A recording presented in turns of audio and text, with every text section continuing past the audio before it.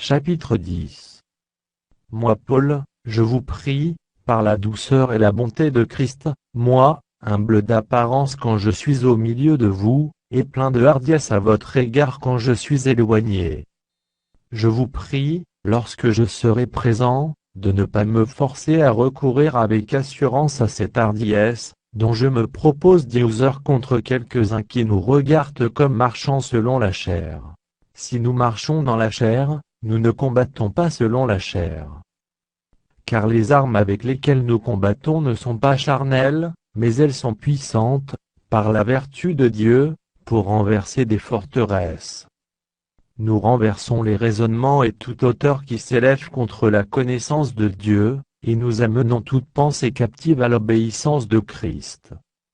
Nous sommes prêts aussi à punir toute désobéissance, lorsque votre obéissance sera complète.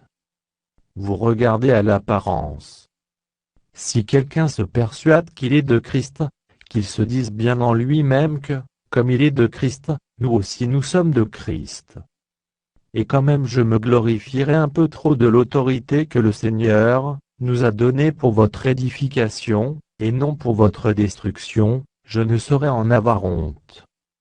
Afin que je ne paraisse pas vouloir vous intimider par mes lettres. Car, dit-on, ces lettres sont sévères et fortes, mais, présentant personne, il est faible, et sa parole est méprisable. Que celui qui parle de la sorte, considère que tels nous sommes en parole dans nos lettres, étant absents, tels aussi nous sommes dans nos actes, étant présents. Nous n'osons pas nous égaler ou nous comparer à quelques-uns de ceux qui se recommandent eux-mêmes. Mais, en se mesurant à leur propre mesure, et en se comparant à eux-mêmes, ils manquent d'intelligence. Pour nous, nous ne voulons pas nous glorifier hors de toute mesure, nous prendrons, au contraire, pour mesure les limites du partage que Dieu nous a assigné, de manière à nous faire venir aussi jusqu'à vous.